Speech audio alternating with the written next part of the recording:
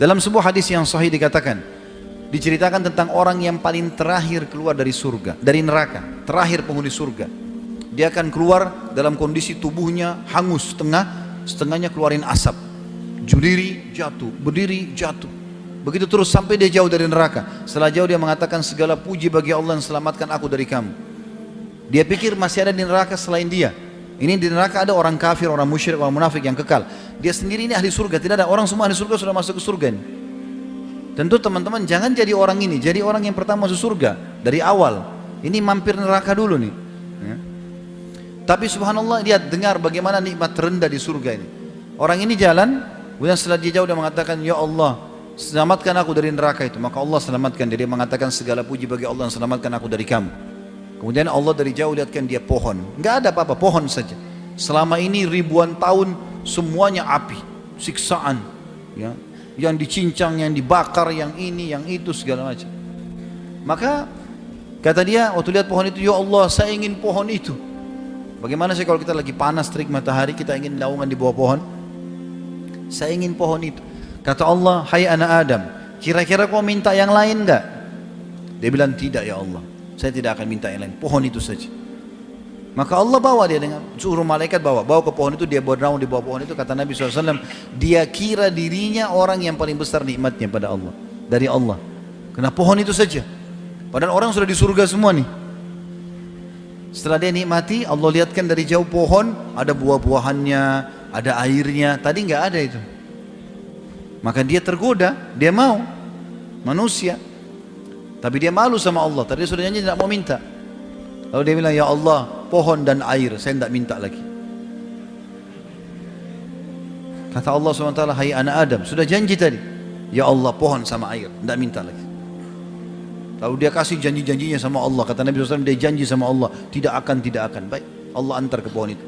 Dia nikmati buahnya, dia mandi di airnya, segar. Dia anggap nikmat, dia adalah hamba Allah yang paling besar nikmatnya. Dari kejauhan setelah itu Allah bukain pintu surga, gerbangnya. Kecium bau wanginya. Dia lihat orang pakai baju sutra, dayang-dayang, pohon-pohon yang indah. Dia mau minta sama Allah, dia malu. Sudah janji tadi. Tapi ini surga. Kalau dia bilang, ya Allah surgamu, saya enggak minta yang lain. Kata Allah, hai anak Adam, enggak ada yang memuaskan kamu. Apa kau mau aku berikan kamu seperti yang dimiliki oleh raja terkaya dunia? Sekarang saya akan masukkan kau ke surga ini, surga permintaanmu. Tapi aku kasih kamu yang seperti dimiliki raja terkaya dunia. Tahu siapa ini teman-teman?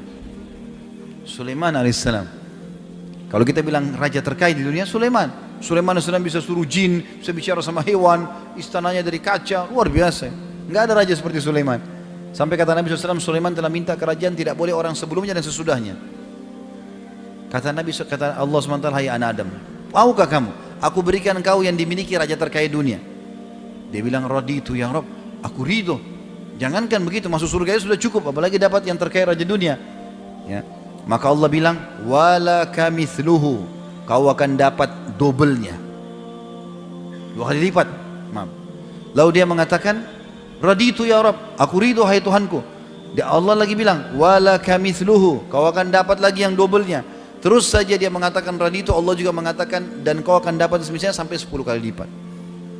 Saking gembiranya dia mengatakan, engkau adalah hambaku dan aku Tuhanmu ya Allah. Dia balik karena bahagianya dia. Jadi teman-teman, surga yang dijanjikan ini depan mata. Ada orang mati syahid di perang Khaybar. Orang ini baru masuk Islam, baru syahadat. Rupanya waktu Nabi SAW dengan 1399 pasukan beliau, 1400 dengan beliau SAW mengepung benteng, berhasil menembus benteng Yahudi. Ada 9 benteng, ada yang pertama tembus. Lalu Nabi SAW bagi-bagi harta rampasan perang. Rupanya orang ini pantau peperangan Nabi SAW. 40 hari dia lihat tiap hari peperangan Nabi. Maka dia tertarik lihat Islam. Orang sholat, baca Quran. Dia orang Arab, dia ngerti Al-Quran, bahasa Arab. Dia tertarik. Setelah Nabi SAW menang, dia datang kepada para sahabat tanya, ini agama apa kalian ini? Kata dijelaskan oleh para sahabat, ini agama Islam, di bawah itu adalah utusan Allah gini. Dia tertarik, dia mau masuk Islam. Kata para sahabat, langsung aja ke Rasulullah SAW di depan tuh. Nabi SAW lagi bagi-bagi harta rampasan perang. Setelah dibagi-bagi atau sementara dibagi-bagi, orang ini mengatakan, ya Rasulullah, saya seseorang dari suku Arab Badui, tertarik dengan agama Islam, saya ingin masuk Islam. Kata Nabi SAW, baiklah. Asyhadu an la ilaha illallah wa anna Muhammad Rasulullah. Sederhana, 2 kalimat. Syahadat dia. Lalu kata Nabi SAW kepada orang yang sedang membantu beliau bagi-bagi harta rampasan perang, kasih juga orang ini. Karena dia hadir pada pembagian harta perang, bagi. Kata orang itu, ya Rasulullah, saya masuk Islam bukan untuk ini. Saya udah biasa hidup susah di padang pasir, saya nggak mau harta. Saya mendengar teman-teman Anda berkata, kalian datang ke sini untuk mati dan masuk surga. Dibunuh sama orang kafir, masuk surga. Apa benar ya Rasulullah? Iya benar. Kalau begitu ya Rasulullah, yang saya ingin satu saja. Panahnya orang Yahudi ini kena di sini, tembus di sini. Dia tunjuk titiknya di sebelah kiri dadanya. Kena di sini, tembus di sini. Kata Nabi SAW, kalau kau jujur, tulus, Allah kasih kau itu. Sudah. Akhirnya dia pergi. Dia gabung sama pasukan umat Islam. Nabi SAW bagi rampasan perang. Nabi suruh gerak pasukan, ayo ke benteng yang kedua, kepung nih.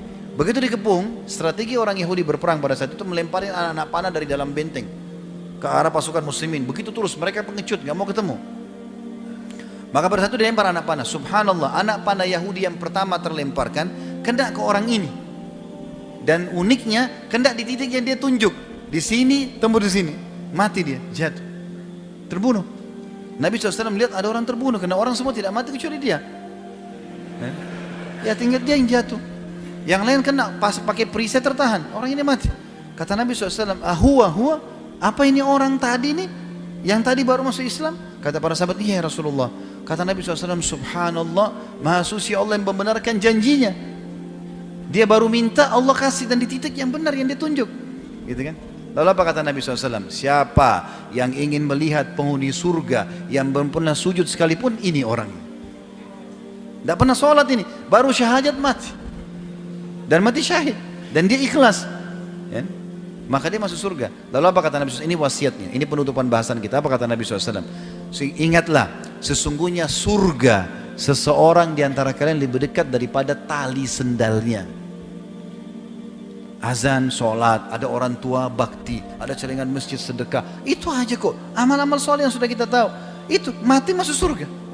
Lebih dekat dari tali sendal, kata Nabi SAW. Ini orang ini syahadat mati, masuk surga.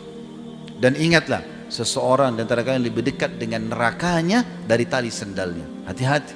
Ke diskotik, mabuk-mabuk, ke karaoke, keluar tabrakan mati. Masuk neraka. Lebih dekat dari tali sendalnya.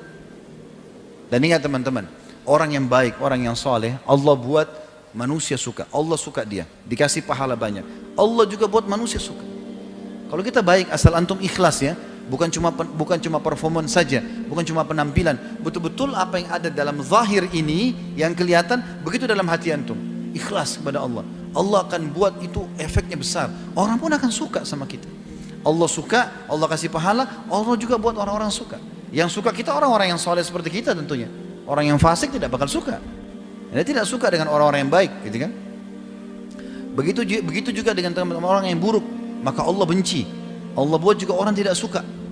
Orang kalau walaupun dia teman dekat, tapi orang itu suka bohong, orang itu kasar, orang itu suka mukul, mencuri, temannya pun tidak suka sama dia. Tapi kalau orang jujur, amanah, santun, ramah, orang suka. Maka kenapa tidak jadi orang soleh ini? Apa uzurnya? Dan kenapa harus menjadi orang buruk? Untuk apa? Ingat, peringatan sudah sampai ke Bapak Ibu sekalian. Allah Subhanahu wa taala akan minta pertanggungjawabannya teman-teman. Maka ambil ilmunya, amalkan. Semoga insya Allah kita menjadi orang-orang saleh dan ditutup dengan husnul khatimah.